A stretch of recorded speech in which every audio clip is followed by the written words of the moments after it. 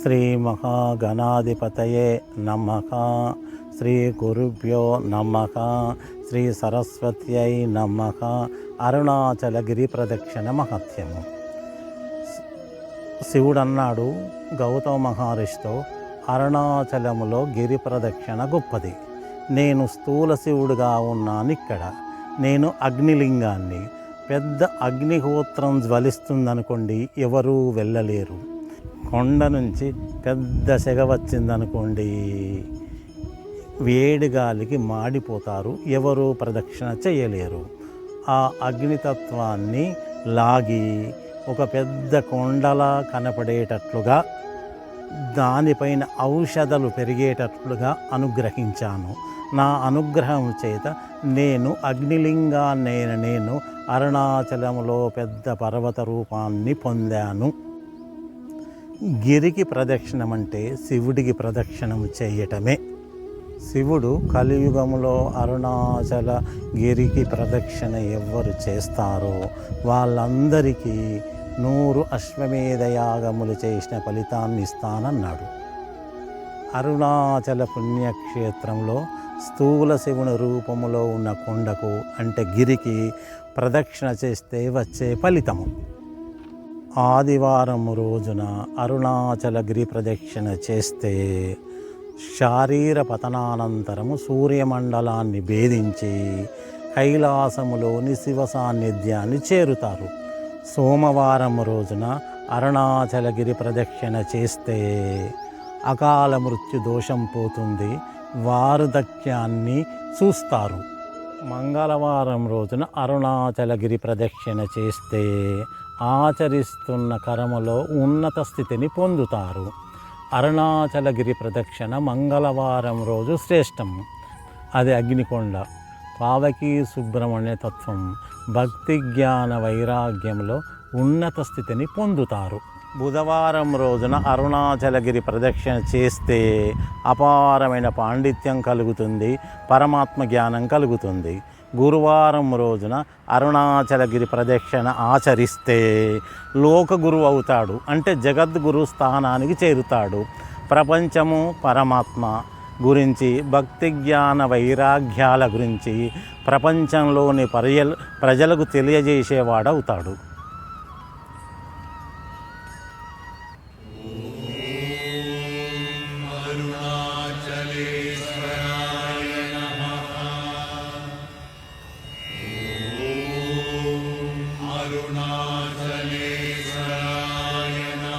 శుక్రవారం రోజున అరుణాచల గిరి ప్రదక్షిణ చేస్తే అపారమైన సంపత్తు కలుగుతుంది. ఇకంలో విశేషమైన సంపత్తిని పొంది చివరిలో విష్ణుధామాన్ని చేరుతారు. శనివారం రోజున అరుణాచలగిరి ప్రదక్షిణ చేస్తే నవగ్రహ బాధల నుండి రక్షణ లభిస్తుంది.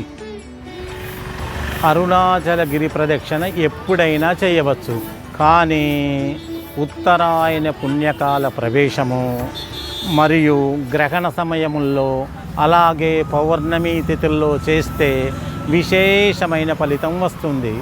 ఒక్కసారి చేసిన ఫలితము అనేక సార్లు చేసిన దానితో సమానమవుతుంది.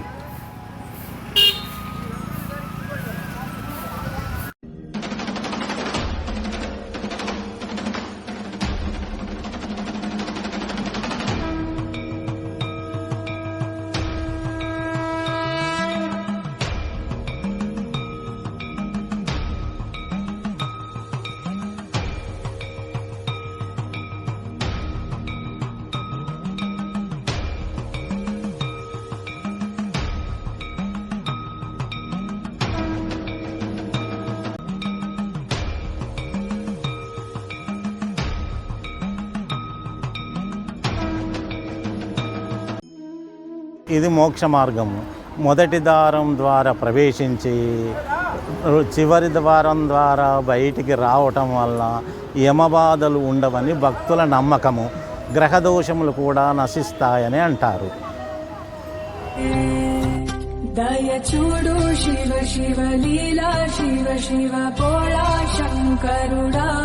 నీవే శంభో శివ శివ సాంబా శివ శివ చూపించు నీ కరుణ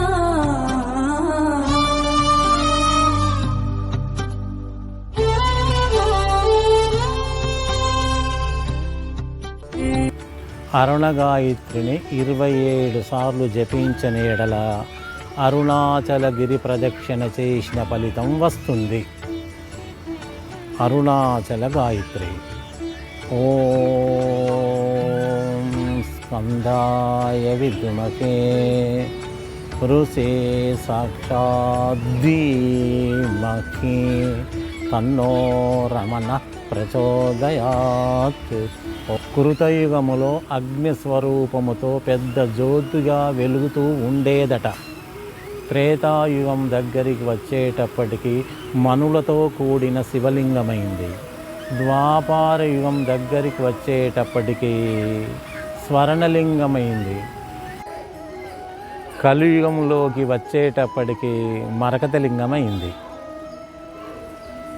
ఒక్కసారి భగవాన్ రమణులు ఇలా అన్నారు, అరుణాచల అనే మహామంత్రము నమశివాయ మంత్రం కంటే అధిక రేట్లు ఎక్కువైంది.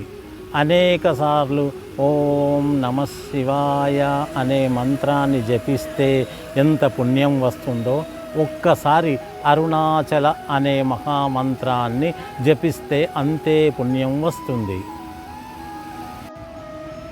ఇది ఎలా సాధ్యమని ఒకరు ప్రశ్నించారు. భగవాన్ రమణులు ప్రసన్నంగా ఇదా మీ సందేహం అంటూ అరుణాచల అనేది జ్ఞాన పంచాక్షరి, ఓం నమశివాయ అనేది యోగ పంచాక్షరి.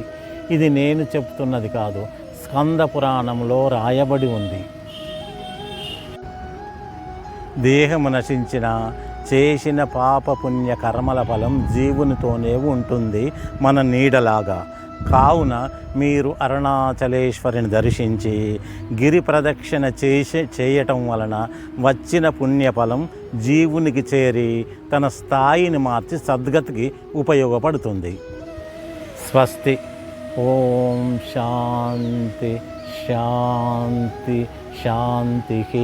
శ్రీ గురుభ్యో నమః.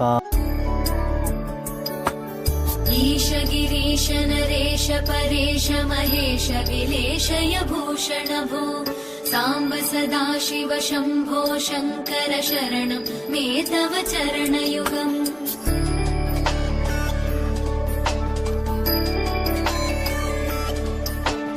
ఉమయా దివ్య సుమంగళ విగ్రహయా లింగిత వామాంగ విభో సాంబ సదాశివ శంభో శంకర శరణం మే తవ చరణయుగం.